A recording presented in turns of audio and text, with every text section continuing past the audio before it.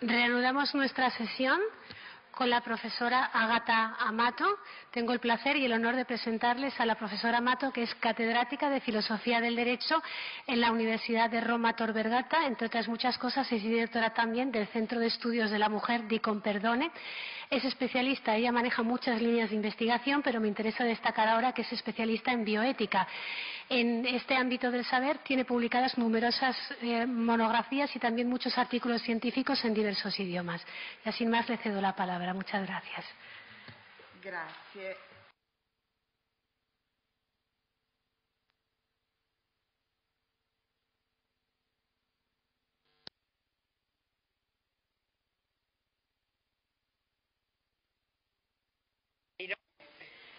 Por su invitación, y quiero darle las gracias porque esta invitación me permite volver a ver aquí de nuevo a tantos amigos.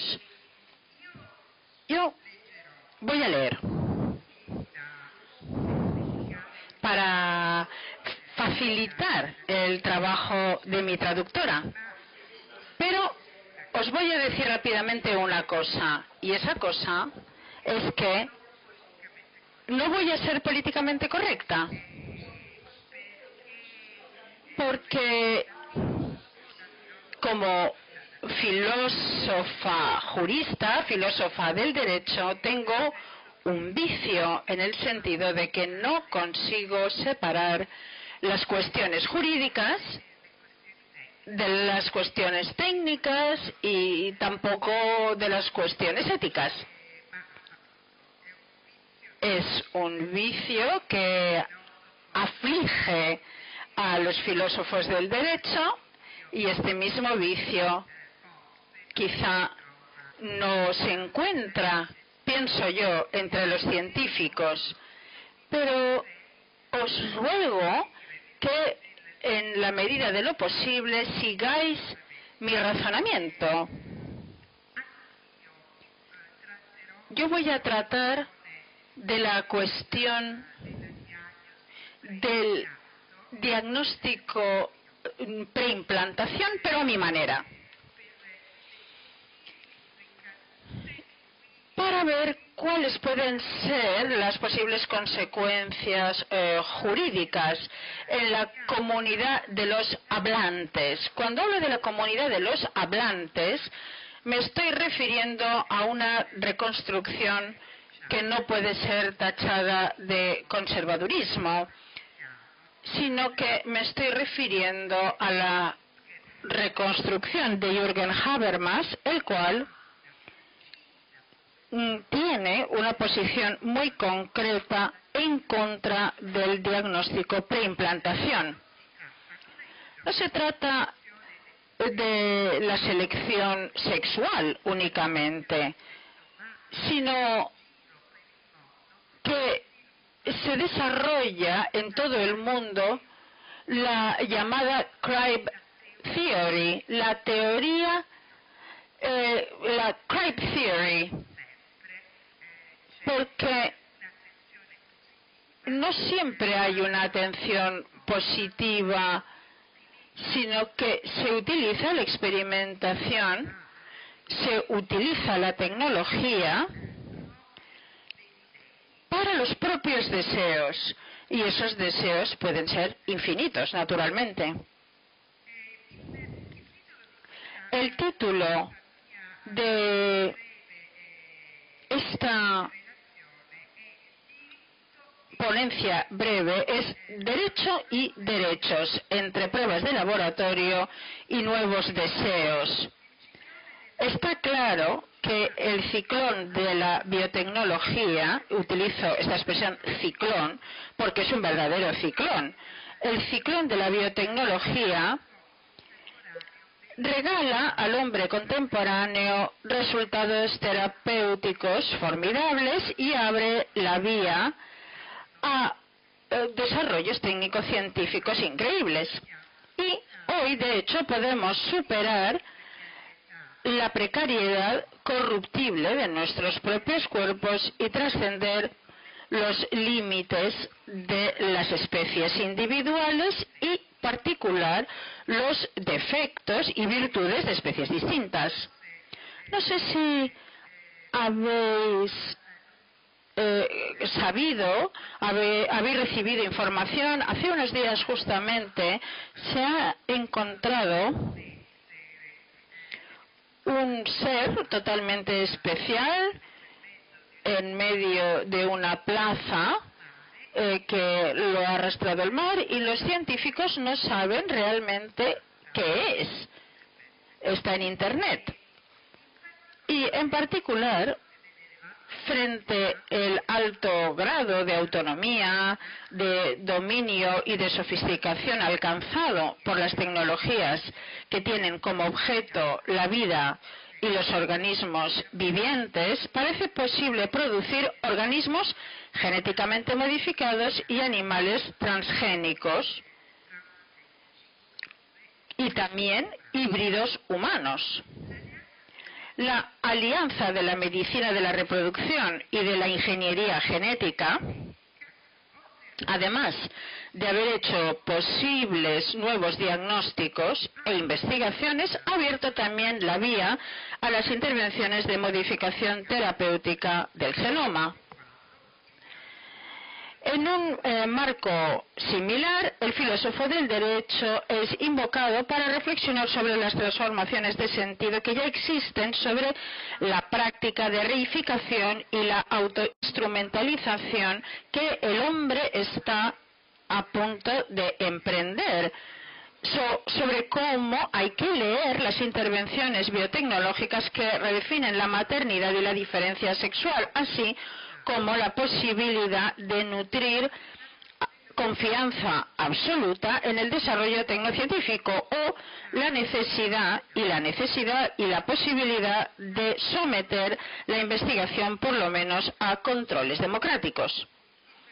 En particular, parece necesario detectar una posible orientación para la elaboración legislativa transnacional que sea capaz de regular las novedades constantes tecnológicas y que pueda controlar el shopping in the genetic supermarket de un mundo que ya es escaparate.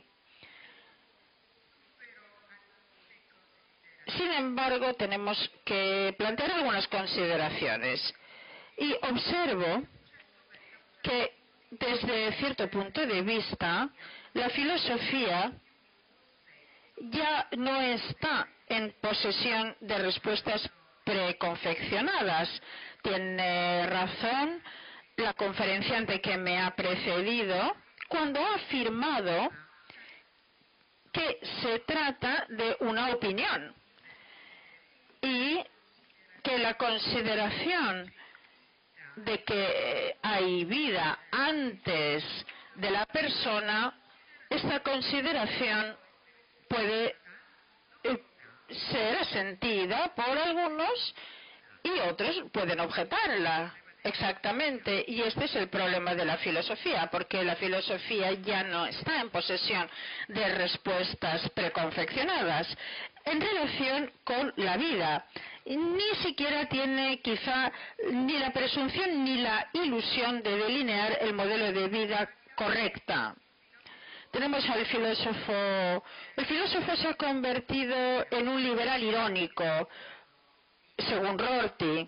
Irónico porque el filósofo siempre es consciente de que las palabras con las que se describe a sí mismo están destinadas a cambiar, y por lo tanto siempre es consciente de la contingencia y fragilidad de su vocabulario decisivo y de sí mismo. Y liberal porque quiere ver a los hombres llegar libremente al consenso sobre cómo alcanzar objetivos compartidos. Por otra parte, hay que decir que en el momento justamente en que el progreso de las ciencias biológicas y el desarrollo de las biotecnologías modifica o pone en peligro nuestra autocomprensión ética como agentes responsables, la filosofía no se puede abstener de tomar posición sobre cuestiones de contenido o sobre cuestiones que contemplan la posibilidad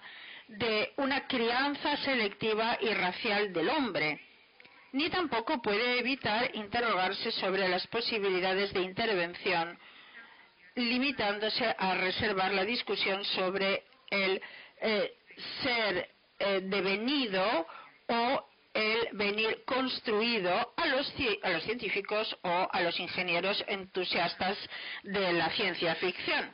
Además de los objetivos prácticos, también hay que tomar en consideración las consecuencias de estas intervenciones. Lo genéticamente manipulado es un producto sobre lo que se ejerce un poder de disposición hasta ahora considerado lícito solo para las cosas.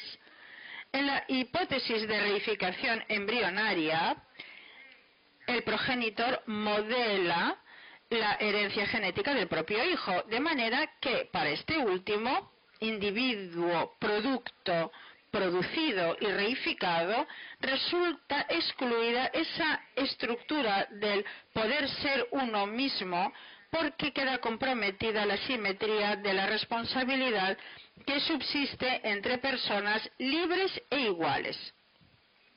En resumen, este individuo, incluso cuando se ha convertido en un adulto, continuaría a depender de la decisión irreversible de otra persona, es decir, del progenitor, que gracias a la técnica domina la contingencia hasta ahora indisponible del proceso de fecundación. Si es así, la constatación según la cual la filosofía ha abandonado la presunción de delinear el modelo de vida justa, de vida correcta, se completa o se tiene que completar con otra observación que se dirige a mostrar algo que nos hace comunes a todos, sin contradicciones. No obstante, las imágenes metafísicas y religiosas, que han perdido desde hace tiempo su aspecto universalmente vinculante y se ha difundido un pluralismo ideológico tolerante, todos nosotros siempre seguimos el código binario. Siempre nos atenemos al código binario del juicio moral. Tenemos lo justo, lo injusto, lo verdadero, lo falso, y armonizamos las prácticas del mundo de la vida y de la comunidad política con los postulados de la moral racional y de los derechos humanos como base común de la existencia humana, más allá de cualquier diferencia ideológica.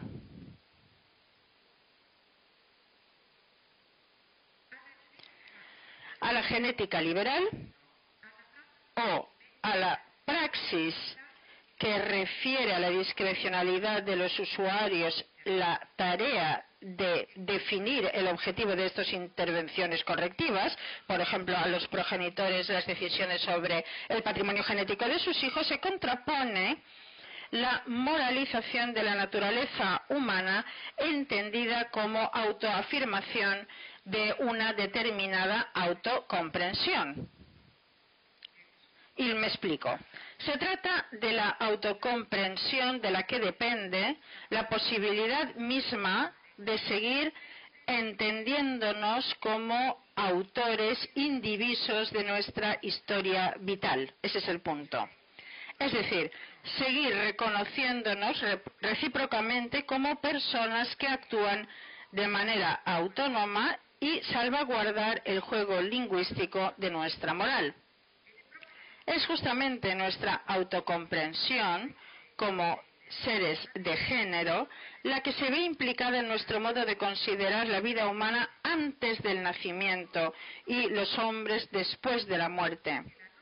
Porque nuestra manera de valorar o de tratar la vida humana prepersonal constituye prepersonal. Es verdad, pero sin embargo constituye un horizonte ético de género que funciona como estabilizador para la moral de razón que adscribimos a los titulares de derechos humanos, es decir, un contexto ambiental que no debemos erosionar si no queremos minar la moral misma.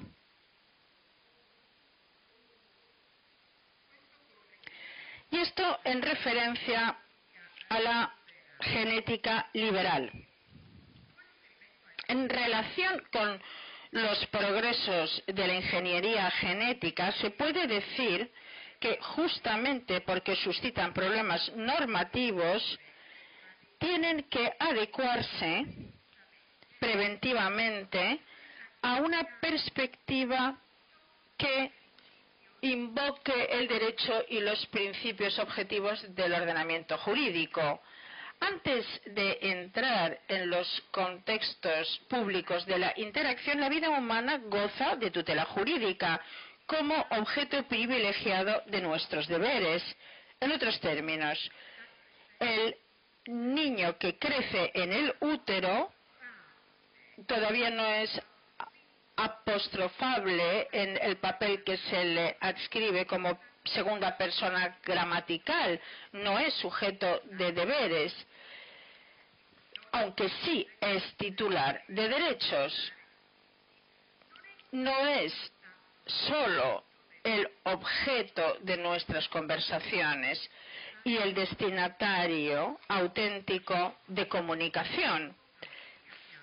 Frente a él tenemos deberes jurídicos y morales, y utilizo la expresión de Jürgen Habermas, por amor a él o por amor a ella. La vida prepersonal goza de dignidad y por lo tanto es indisponible. Es decir, no es instrumentalizable. Esa dignidad, aunque es distinta de la dignidad del hombre, se refleja en la fenomenología de las relaciones sentimentales que mantenemos con los difuntos y que mantenemos también con los desechos éticos. Formas ciertamente distintas de sepultura de los difuntos y de los embriones muertos, y sin embargo reconducibles a la exigencia de honrar cualquier vida muerta, incluso en los casos de partos prematuros, de nacidos muertos y de interrupciones del embarazo. Ya desde hace años la primera reglamentación sobre este punto es de la ciudad de Bremen. Se trata de una exigencia dictada por la difusa y profunda conmoción que sentimos frente a la integridad de la vida humana prenatal, una forma de vida que ninguna sociedad civilizada puede permitirse ofender, ni siquiera con una expresión burocrática como, por ejemplo, la expresión desechos éticos, residuos éticos. Ethischer Befall. Desde este punto de vista, la repugnancia que en general se siente frente a determinado lenguaje constituye en ella misma una prueba suficiente de nuestro modo de considerar la vida humana prenatal, una vida detentadora de la plena dignidad humana con un estatuto moral. Si es así, toda técnica, toda experimentación que haga de la vida humana prenatal un instrumento de investigación no puede no ser mirada con sospecha, como amenaza de aquella autodescripción intuitiva que nos permite identificarnos en nuestro ser hombres y diferenciarnos de los demás seres vivientes. De ahí la repugnancia, no solo frente a cierto tipo de lenguaje, la expresión desecho o residuo que nos repugna, sino también frente a las quimeras genéticas, los híbridos clonados y todo aquello que instrumentaliza la vida humana y que viola la lotería cromosómica. Obviamente, no es la ingeniería genética la que constituye el problema, sino más bien el espectro de sus aplicaciones y la posible violación de los requisitos de naturalidad.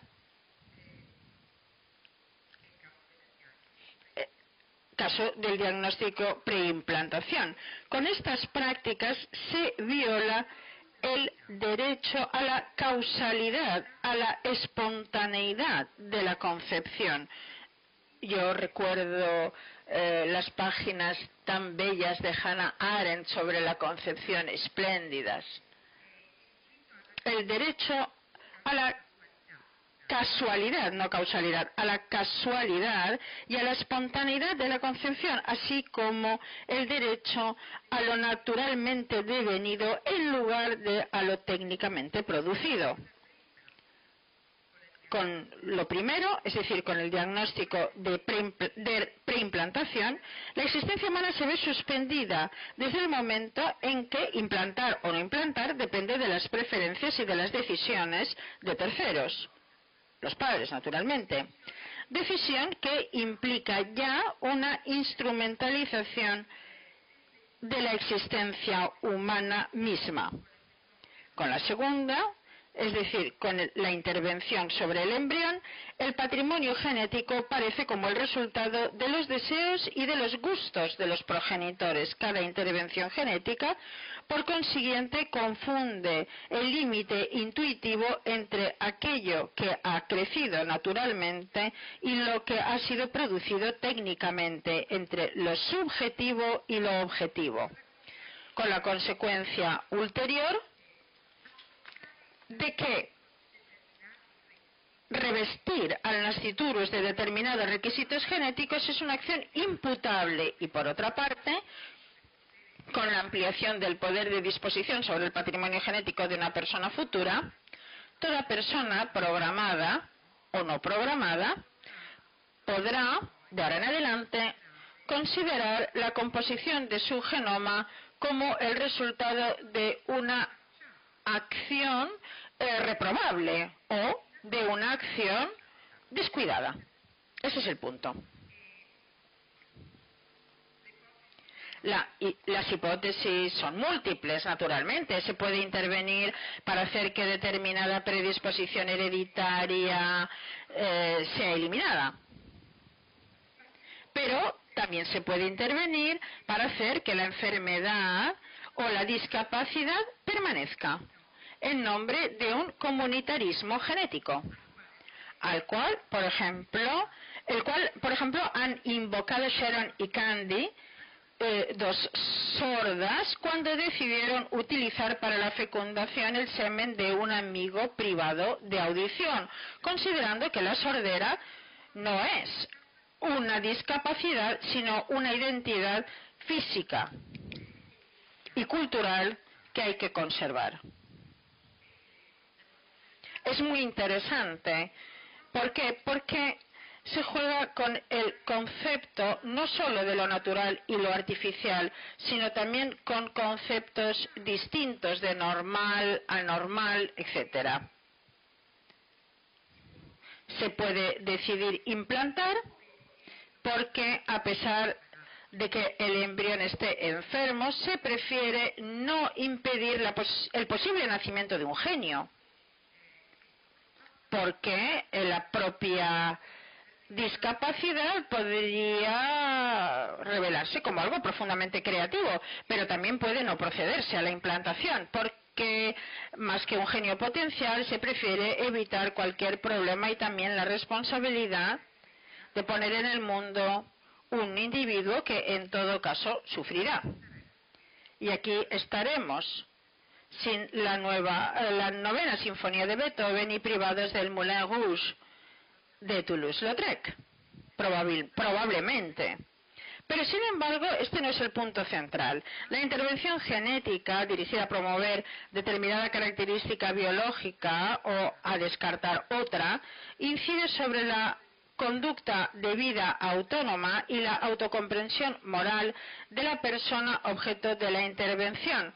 Compromete la forma comunicativa de vida en la que nos encontramos y el derecho de participar en la comunidad ilimitada de los hablantes con iguales oportunidades y con el mismo inicio. El nacimiento espontáneo y natural, esta lotería cromosómica, satisface justamente este papel de un inicio indisponible. En la hipótesis de transformaciones genéticas hay un cambio de perspectiva. La persona se daría cuenta de que su naturaleza subjetiva vivida como indisponible no es más que el resultado de una instrumentalización y de una programación. Su ser organismo se vería subordinado a su tener un cuerpo que la intención extraña, el programador genético, ha manipulado. Porque de hecho, para que la persona sea una con su propio cuerpo, este tiene que ser percibido como espontáneo. Es decir, como el desarrollo de la vida orgánica que, regenerándose a sí misma, saca fuera de sí misma a la persona. Y esta es la condición para que el sujeto agente se considere iniciador de sus propias acciones, el autor de acciones responsables, así como fuente de pretensiones auténticas. Dicho de otra manera, su poder ser él mismo, su relación con los demás, como presupuesto la diferencia entre lo que uno es y lo que sucede, entre naturaleza y cultura, entre el destino de naturaleza, que este es indisponible, del propio organismo, y el destino de socialización de una persona. La integración en el mundo humano, con la palabra, con el actuar, no es impuesto a los hombres por la necesidad o por la utilidad, ni tampoco está condicionado por la presencia de los otros. Surge de este inicio que se corresponde con nuestro nacimiento. Por motivos obvios, tengo que saltarme algunas consideraciones y me dirijo a una conclusión rápida. Este discurso encuentra un obstáculo en la ideología que considera interés, beneficio y preferencia como palabras clave. Si se considera que los ordenamientos jurídicos de las distintas naciones se inspiran normalmente en la tradición liberal, está claro que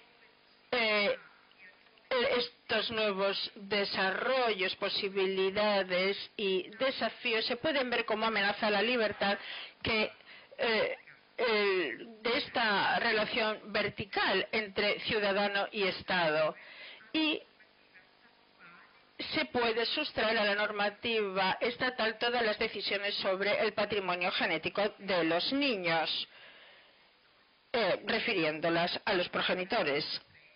Y los nuevos espacios de decisión creados por la tecnología genética son leídos como una ampliación material de la libertad reproductiva y del derecho parental, es decir, como una extensión, como derechos fundamentales privados que el individuo puede hacer valer contra el Estado.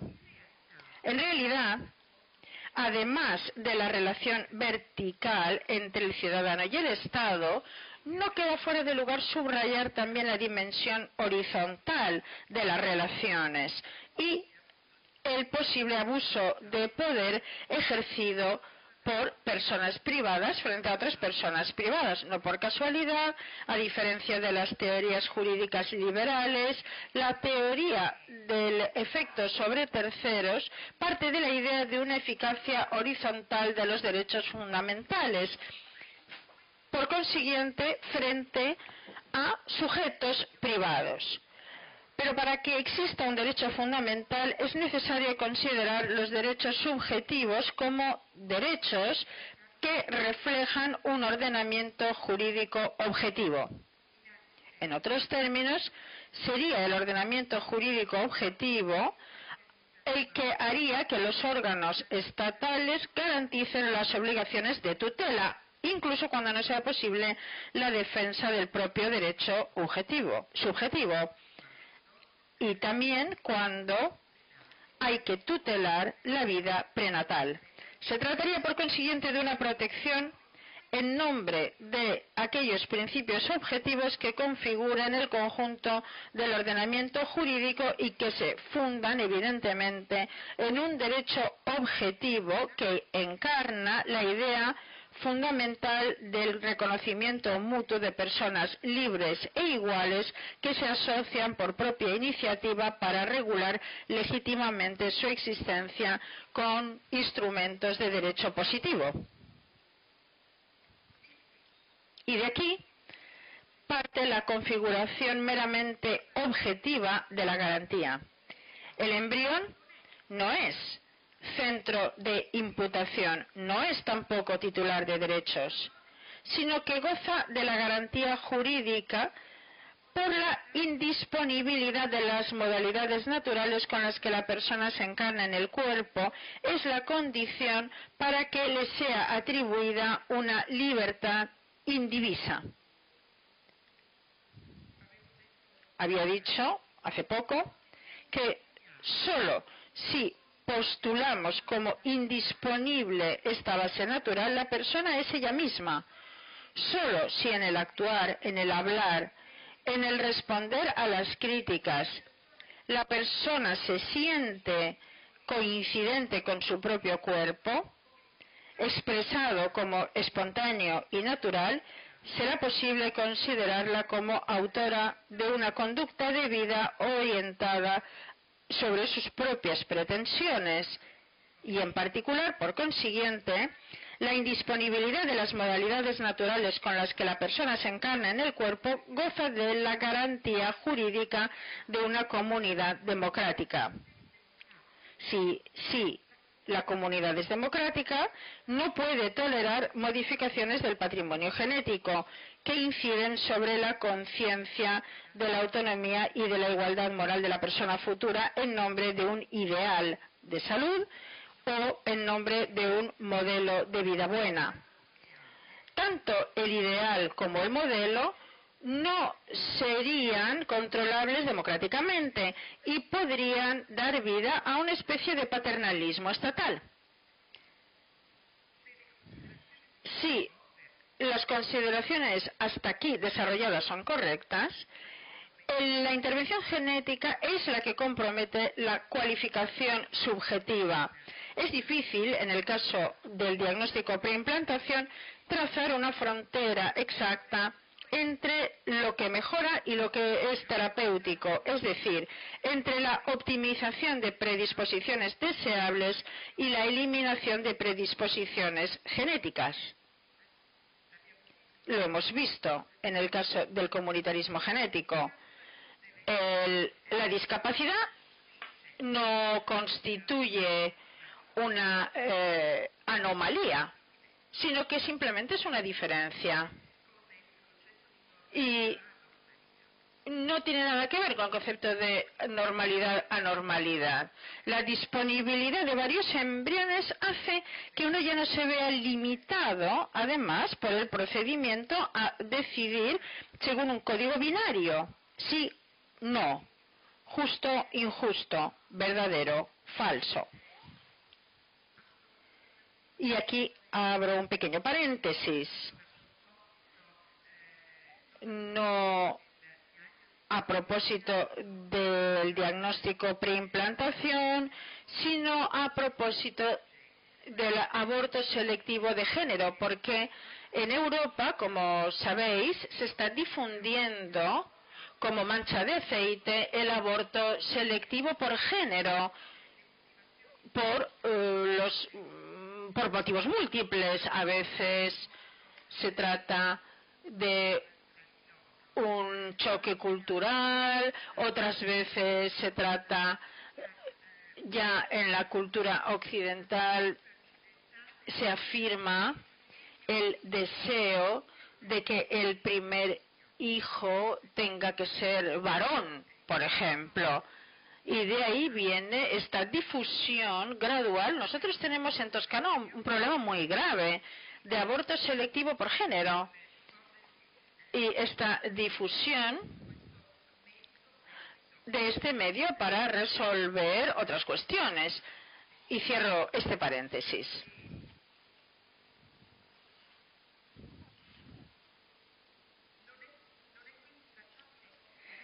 no se puede trazar con claridad la frontera entre prevenir el nacimiento de un niño gravemente enfermo y la decisión eugenética de mejorar el patrimonio hereditario. La frontera entre prevención y eugenesia se convierte así en una cuestión de legislación política. Todo depende de la decisión que se tome. La reflexión sobre el futuro de la naturaleza humana, y de ahí el título, El futuro de los derechos humanos, es una fuente de inquietud y sobre todo para el jurista. No solo el jurista no sabe prever por su formación distinta el desarrollo de la ciencia de la procreación, así como los desarrollos de los sistemas híbridos, sino que además se ve frente a varias escuelas de pensamiento que consideran superado en una civilización de alta tecnología la frontera entre la naturaleza que somos y la dotación orgánica que nos damos a nosotros mismos, y a tenerse que medir con un antijuridismo ya difundido que por un lado reivindica opciones totalmente libres de cualquier condicionamiento, de cualquier regla, de cualquier fuerza coactiva, y por otro lado invoca, exactamente al contrario, medidas jurídicas cuando se consideran útiles y conformes a la idea moderna de felicidad. La expresión típica del lenguaje contemporáneo, según la cual lo imposible es fácil y lo antieconómico es lo que plantea problemas, tiene una valencia ulterior respecto al desarrollo tecnológico. Es el testimonio sintético de que la fuerte tendencia humana hacia la actividad manipulatoria y el sueño de conseguir controlar la naturaleza, hoy encuentran un único límite: los costes, a veces exorbitantes, de determinado procedimiento, de una aplicación biotecnológica, de una producción de un sistema híbrido. Y de hecho, la consecución rápida y tumultuosa de descubiertas de distinto tipo es el resultado de inversiones notables. Como sabemos, el dinero tiende a alimentar solo aquellas investigaciones que prometen aplicaciones a corto plazo y que, por otra parte, hay que considerar económicamente ventajosas más allá de su coherencia intrínseca y de sus posibles consecuencias. ¿Pero es así? ¿Es realmente así? Lo imposible ya es fácil, encuentra el único límite dictado por lo económico, o también hay límites de la legislación positiva, de la mera legislación positiva, límites en sentido jurídico, encuentra límites todavía ético-jurídicos. Dicho de otra manera, frente a las biofábricas que intervienen sobre la vida y a través de la vida sacan del horno bioobjetos, el jurista, en nombre del derecho, tiene algo que decir, incluso a falta de un derecho positivo que consiga ir detrás de la ingeniería biológica y la procreación, o tiene simplemente que contentarse con definiciones como la vida es un concierto de nanomáquinas. Las proteínas que desarrollan funciones y construyen estructuras y nos explican la vida. El biólogo del siglo XX ha decodificado el mecanismo que consiente perfeccionar la receta de estas nanomáquinas y realizarlas cada vez que haya necesidad de ello. Ese es el punto. Lo que parece faltar en nuestra época, bajo el empuje de la eficiencia y a veces siguiendo al irónico liberal, bajo el empuje de la homologación, de la reproyectación personalizada, pero también de lo bello y de lo potenciado a toda costa, son los conceptos de vida humana y de autonomía de los que parte el derecho para no perderse entre las antinomias de la experiencia empírica. No obstante el entusiasmo de algunos estudiosos de política y biotecnología, cuando la tecnología, invadiendo, prolongando, transfigurando los cuerpos, induce transformaciones profundas y disuelve la frontera entre lo artificial, natural, manufacturado, creado, ser vivo, hombre, para producir en todo caso sujetos-objetos frente a los cuales, justamente como sujetos-objetos, cualquier acción puede considerarse lícita, entonces se toman indebidamente distancias de los conceptos de vida humana y de autonomía, que sin embargo el derecho está llamado a defender para potenciar las capacidades del sujeto y conseguir prevenir o reparar el mal, cuya posibilidad de emergencia es universal. ¿Cómo repensar la vida humana? ¿Es la vida solo la de los simples vivientes cuyos cuerpos se deterioran y que por ello son verdaderos fardos? ¿Cómo repensar la autonomía? La autonomía es la posibilidad de disponer de la propia vida y del propio cuerpo, secundando únicamente proyectos personales y orientándose hacia conductas de vida siguiendo el signo de la delegación de responsabilidad. Pero si es así, la autonomía es también la posibilidad de disponer de otras vidas, de otros cuerpos y, en última instancia, de escoger la perspectiva del ser técnicamente producido. Para responder, conviene moverse a partir de algunas consideraciones. A diferencia del simple viviente, el hombre tiene una posición excéntrica en sentido propio. Es el ser organismo simultáneo e indisoluble, disponer de un cuerpo, ser sujeto. La vida humana, por lo tanto, no es solo un evento que afecta ciertamente al hombre, pero no afecta a nadie en sentido propio, se vive.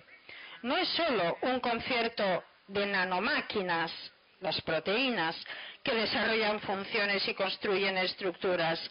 Es sobre todo el vínculo de sentido que transcurre entre la dimensión corpórea, bios, más allá de cualquier necesidad suya contingente, soma, y la afirmación del yo, psique. Justamente a partir de esta consideración de que la vida humana nunca puede ser totalmente aplanada y llevada a la mera naturaleza externa objetiva, le es inherente la dimensión del yo, y de ahí se sigue el deber de tratar a la persona siempre como un fin en sí mismo. Y os ahorro el imperativo kantiano que todos conocemos. Pero leyendo ese imperativo a la luz de las biofábricas, no podemos no notar que más allá de su múltiple especialización, estas biofábricas violan la autonomía de la voluntad del ser razonable. Sí, la llave para explicar la autonomía está ofrecida por la libertad de actuar independientemente de causas externas que la determinen. Es ciertamente parte esencial de la libertad misma, la vivida subjetivamente en referencia a algo naturalmente indisponible. Muy brevemente, tengo que estar seguro de que solo mi voz sale de mis labios. Y sin embargo, en las fábricas de sujetos-objetos, esto está excluido. Se producen zonas comunes, zonas de indiscernibilidad, de indecibilidad entre hombres y seres vivientes, en las cuales el grito sobrevive a la boca, el cuerpo al organismo, los órganos transitorios a los órganos cualificados, y a los cuales Francis Bacon, por su parte, ha dedicado con horror y compasión sus figuras. Gracias.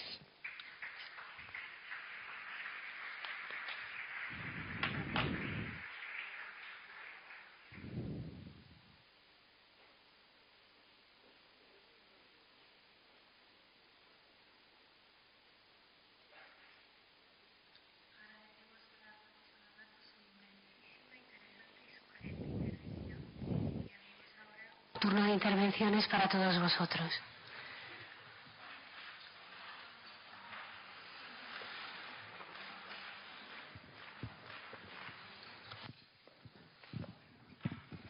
Gracias. Non so se posso parlare in italiano perché si può tradurre o... Sí, puede hablar en italiano. O en español lentamente, dice la ponente.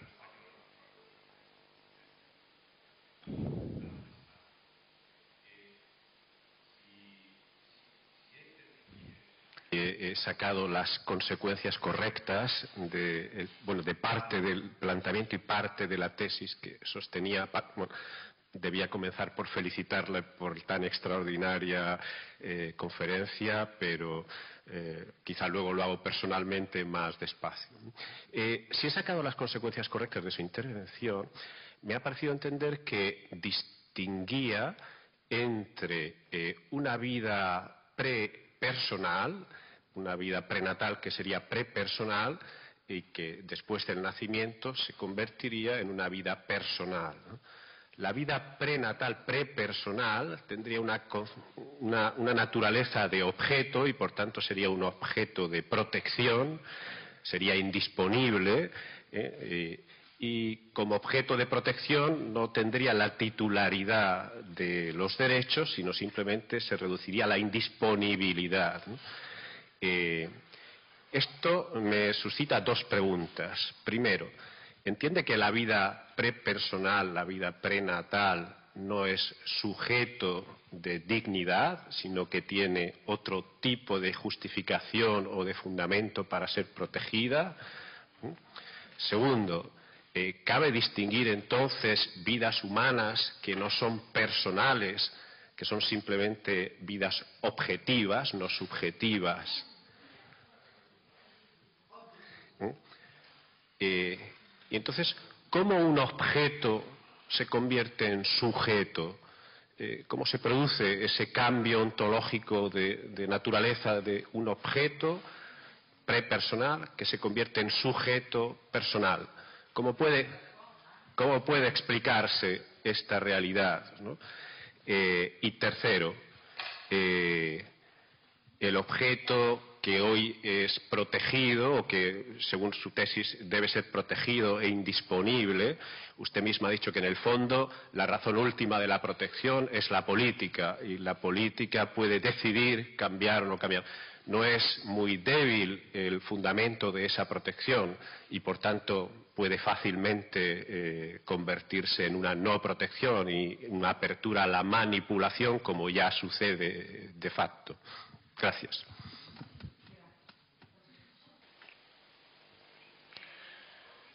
Sí, he distinguido dos momentos. La fase prenatal,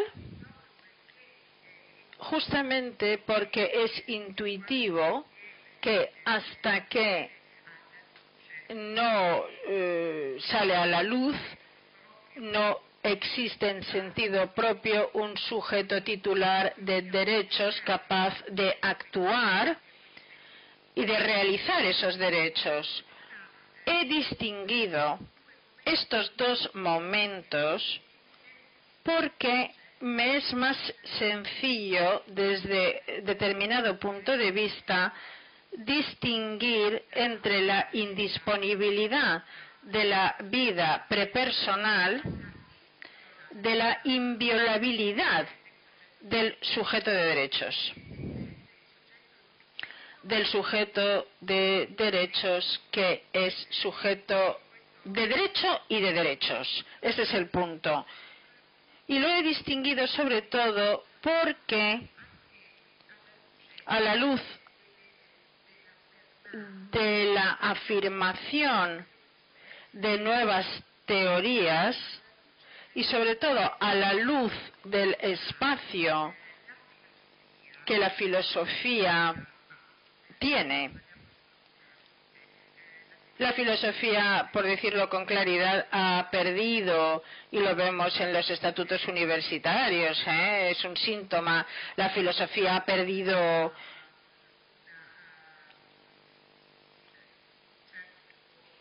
su papel, en cierto modo, ha perdido su papel concreto, ha perdido,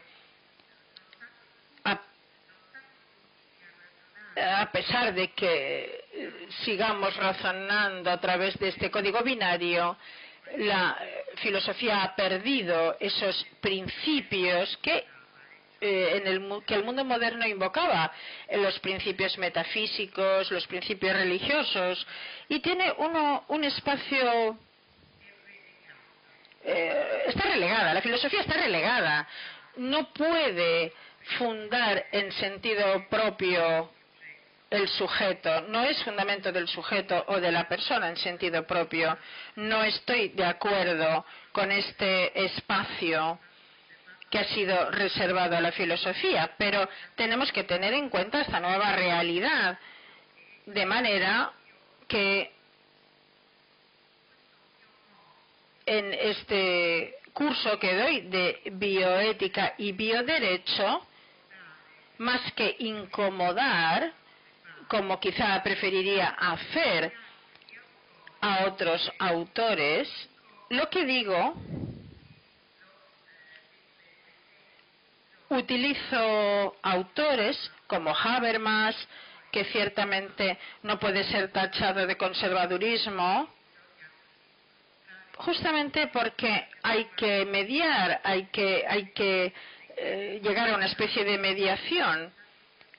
Y por lo tanto, creo que la mediación oportuna sería la diferencia entre la indisponibilidad de la vida prepersonal y la inviolabilidad del sujeto, de la persona. Dicho esto, sí, la única cosa, porque realmente es la única cosa, el único imperativo, lo imposible es posible. La biotecnología, realmente la ciencia, la tecnología ha dado pasos gigantescos, y tengo que decir que menos mal, ¿no?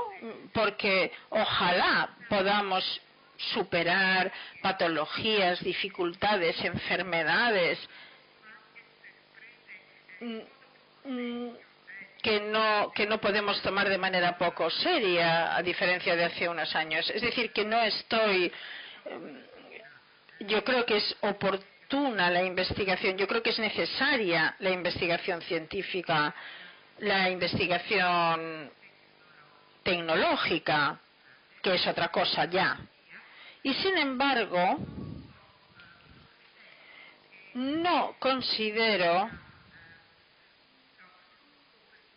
que el único principio que determina o que puede determinar la comida misma es el interés, es el coste, es el beneficio posible. No es ni siquiera la afirmación de determinado tipo de mayoría política, porque yo considero, y de ahí viene el título, ¿no? Derechos y derecho. Yo considero que el derecho forzosamente posee su propia estructura, su propia regla constitutiva, elementos que caracterizan la regla constitutiva prescindiendo de los diversos ordenamientos jurídicos que ciertamente son derecho. Yo no digo que no lo sean, pero que no agotan el fenómeno jurídico. Porque de otro modo, si agotaran el fenómeno jurídico, la fórmula de Radbruch saltaría por los aires. El juez siempre tiene que sacrificar su propio intelecto, a menos que el mal cometido sea realmente intolerable. Y en ese caso, la aplicación sería una aplicación de algo que no es derecho, sino que se contrasta con el derecho mismo. Yo pienso que a partir de esa consideración, a partir de la consideración ulterior, el derecho tiene su autonomía, tiene su estructura, tiene su regla constituyente, tiene sus propios elementos, la paridad ontológica, la reciprocidad, la simetría, la proporcionalidad. Necesita todo esto, y a partir de esos elementos nosotros no podemos no juzgar el desarrollo tecnológico también.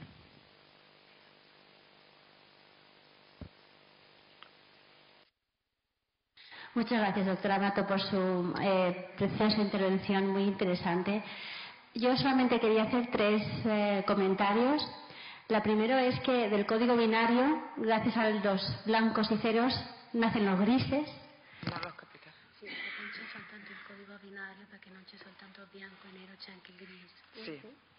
Por lo tanto, tiene que haber siempre algún término medio en el que encontrar un término medio de comprensión y de entendimiento.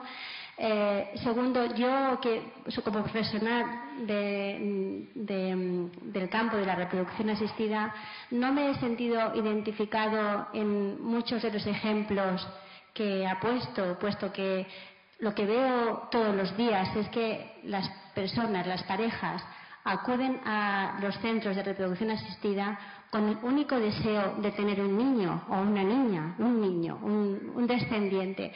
No quieren mejorar la raza, no quieren buscar, no, solamente en algunos casos en los que tienen una enfermedad importante de base, que los padres sufren y saben lo que significa, solamente en esos casos las parejas piden que por favor se analicen los embriones para que el futuro niño nazca libre de esa enfermedad que impide muchas veces vivir. Me gustaría haber preguntado a Toulouse-Lautrec si fue feliz o no fue feliz.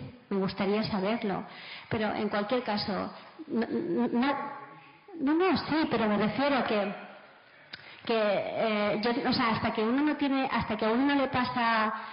uno no sufre la enfermedad en el cuerpo, no puede saber, pienso que no podemos ponerlos no es tan bonito, vaya, que pienso que hay que preguntar a la persona que sufre la enfermedad para saber si efectivamente elegiría tener un niño con la misma enfermedad o no. O sea, yo no sé lo que podría hacer, no he estado en ese papel y desconozco lo que elegiría, porque hasta que no te ocurre, de verdad que creo que no podemos saberlo.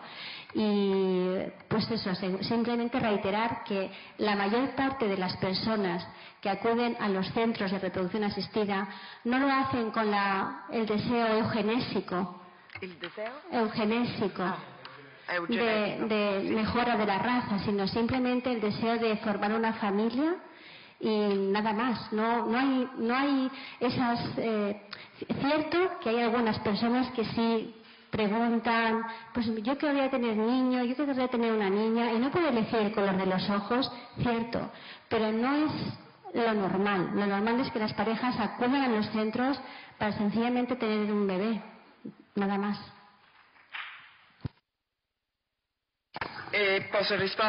¿Puedo contestar?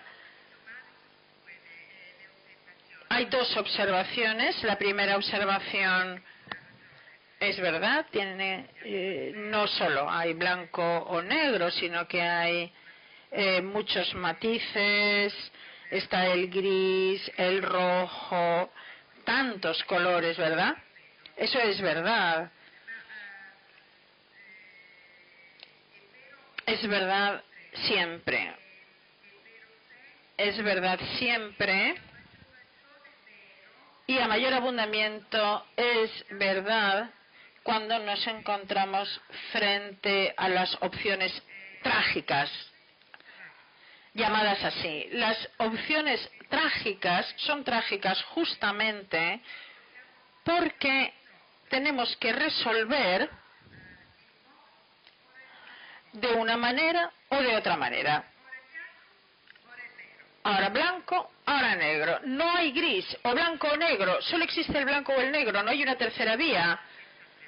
En el caso de la elección trágica, pensemos, por ejemplo, en la muerte dulce. No hay una tercera vía. O se suspende la alimentación, el alimento terapéutico, lo que sea, según los casos, y si se suspende, el sujeto muere. Y si, por el contrario, no se suspende, continuará viviendo. No hay una tercera vía. Y justamente esto me da la indicación en qué consiste este sentido trágico, la tragedia. ¿En qué consiste la tragedia? Justamente en el hecho de que hagas lo que hagas, tienes que pedir perdón. Hagas lo que hagas, tienes que pedir perdón. En eso consiste la tragedia de la elección. Si sigues haciendo vivir ese sujeto con esa enfermedad, con ese sufrimiento, le tienes que pedir perdón. Si por el contrario quitas de en medio la alimentación simplemente y muere, también le tienes que pedir perdón. De ahí viene la tragedia. Si esto es así, si esta consideración es correcta, cuando hablamos de opciones trágicas, entonces no es verdad que existe el blanco, el negro o el gris, sino que solo está el blanco y el negro, nada más. Y yo tengo entonces que decidir, pidiendo siempre perdón, tengo que decidir, y en ese punto tengo que decidir regulándome como jurista sobre la base de los principios del derecho mencionados antes. Paridad ontológica. ¿Qué significa? Significa que el sujeto nunca podrá ser objeto, no podrá ser reificado, pero si yo intervengo de determinada manera significa que lo puedo reificar. Entonces esto no va bien. Hay momentos en los cuales nos vemos obligados a decidir y tenemos que decir o sí o no, porque es o blanco o negro. Blanco o negro puede querer decir justo, injusto, bien, mal, verdadero, falso. Código binario a veces quiere decir sí o no. Y no hay ni, no existe el ni. No puedo decir sí. Sí pero no, sí pero no. Quiero decir sí pero no. En el caso de la opción trágica. Y espero haber contestado a la primera observación. A la segunda observación, es verdad, tiene razón. Las personas que se someten a la fecundación asistida simplemente tienen el deseo de tener un hijo. Solo esto. En la mayoría de los casos, normalmente, tienen el deseo de que el propio hijo o la propia hija no tenga mi nariz porque es fea, pero que tenga mis ojos, o no sé. Cada padre, cada madre tiene un deseo y ese deseo es legítimo. Este deseo es legítimo. Menos mal que existe este deseo. Otra cosa distinta es tratar de construir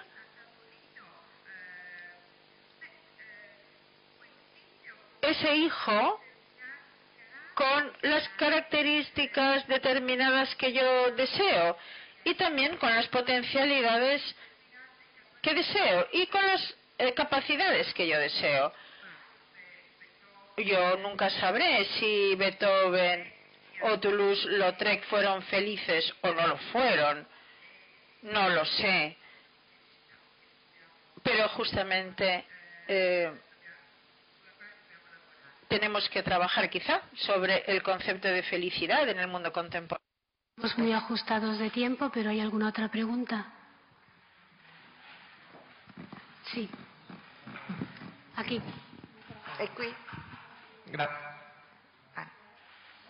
La mía es muy pequeña. Sí.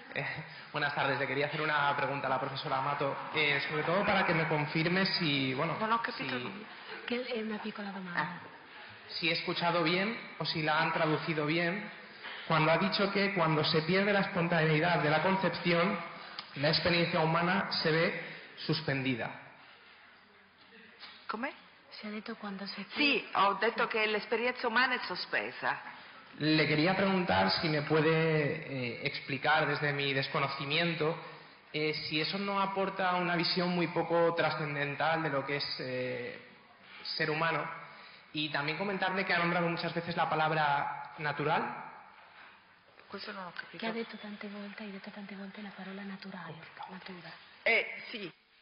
Ha nombrado muchas veces la palabra natural. Le quería, también desde mi desconocimiento, por ejemplo, una de las últimas terapias oncológicas creo que consiste en introducir información genética especial en virus.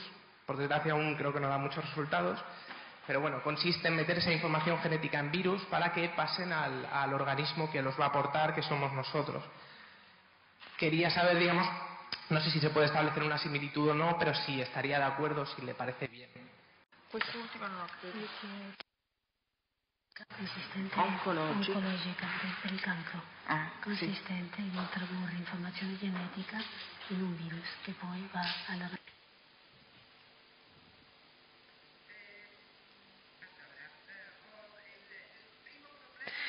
El primer problema, me parece a mí, la primera pregunta es si he utilizado la expresión la vida humana queda en suspenso la vida humana. Queda en suspenso porque todo depende de la decisión del progenitor que puede querer o no a ese hijo. Está en suspenso, y esto no nos debe maravillar realmente. La expresión suspendida es que queda en suspenso, porque lo he hecho adrede, he utilizado esta expresión adrede, porque parece escandalizar, queda en suspenso. En realidad, si razonamos bien, hasta el fondo, cuando yo lo digo, lo que quiero decir es que interrumpo una trayectoria. Lo suspendo quiere decir que interrumpo un desarrollo, una trayectoria. Suspendido quiere decir en espera, por ejemplo. Puede querer decir muchas cosas. Cuando yo digo la vida humana, la persona y el embrión todavía no es una persona, no es un sujeto de derecho, un sujeto de derechos. He dicho, no es un sujeto de derecho, no es un sujeto de derechos, he dicho también, porque en ese momento está a la espera. Y sin embargo hay un continuum, no hay interrupción. Mientras que aquí hay una elección y hay una fractura, sí que hay una suspensión. Desde el punto de vista filosófico, es particularmente interesante esto, porque la fractura se ve dictada por una voluntad, por una actividad volitiva, porque hay una decisión. Desde el punto de vista filosófico, yo puedo decir, justamente porque hay una actividad volitiva, como puedo querer, puedo no querer, y todo depende de mi voluntad. No utilizo, no sé si he sido clara. Allí donde está la voluntad hay una fractura. Hay muchos juristas aquí y estoy utilizando Pensad en lo que escribió Hegel en la doctrina pura del derecho, confirmada luego por la teoría general de las normas a propósito. Kelsen. A propósito, eso ha sido un lapsus freudiano lo que me acaba de pasar. Cuando decía a propósito de la norma general abstracta y de la norma individual, hay un acto de voluntad en uno y en otro caso. Es inútil plantear problemas de lógica que se aplican o que no se aplican. Esto parece importante, pero sino que hay una voluntad, hay una fractura. La norma depende de la voluntad del legislador y es la norma individual, la sentencia, la providencia depende del juez. No se aplica el principio de no contradicción ni el principio de inferencia lógica, porque se trata de un tema de voluntad. No sé si me estoy explicando bien. En el caso de la voluntad, cuando más que la naturaleza, más que la lotería cromosómica, interviene la voluntad y por lo tanto la elección, la decisión, esa dimensión se ve en suspenso momentáneamente porque todos estamos esperando una decisión. Dicho simplemente, no sé si ha entendido bien, quizá no lo he entendido. Usted me ha dicho, ha utilizado varias veces el término natural, me ha dicho, ¿no? Sí, lo he utilizado en contraposición justamente con el término técnicamente producido. Natural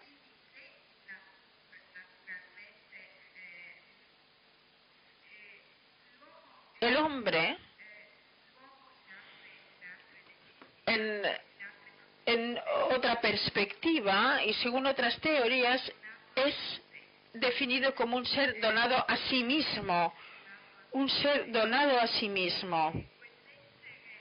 Ese ser donado a sí mismo no puede ser un producto, no puede ser técnicamente producido. El natural no lo quería reducir a lo biológico, en todo caso, y lo natural era abordado a partir de la contraposición con lo técnicamente, con lo artificialmente, con este término. Y no sé si había otra pregunta.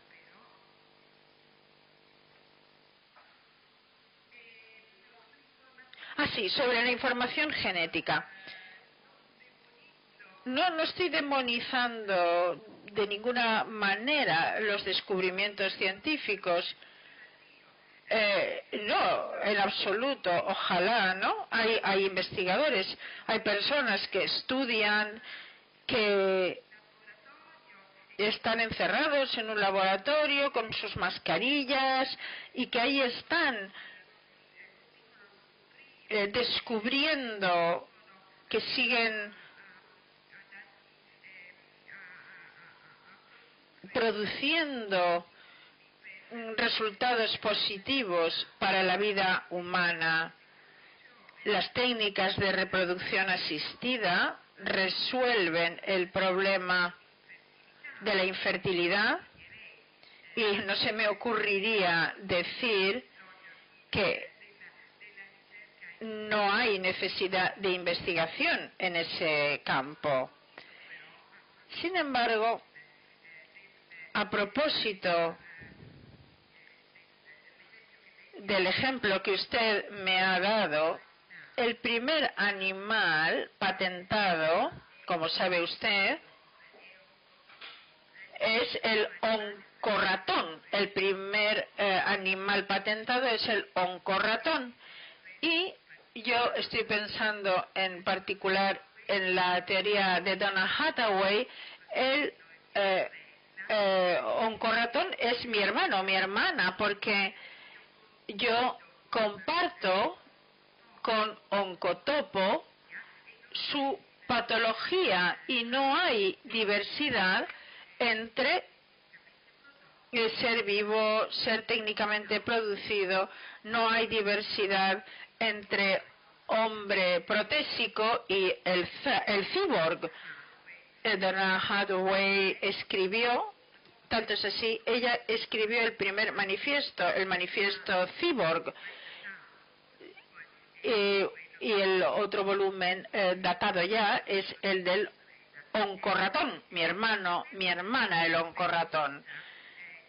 Y esta diferencia en lo indiferenciado puede crear ciertamente algún problema, ciertamente crea problemas al jurista. ¿Por qué? Porque el jurista, desde que estudia derecho, sabe que el derecho es de los hombres, es para los hombres, no es para ni las divinidades ni los animales. Y por consiguiente, todas estas manipulaciones, estas posibles confusiones, pueden crear una incomodidad al jurista. Nos comunican que andamos muy justos de tiempo, debemos finalizar ya esta sesión y sin solución de continuidad vamos a comenzar con la cuarta sesión prevista para esta jornada, solamente el tiempo suficiente para que el doctor Romeo Casabona pueda subir al estrado.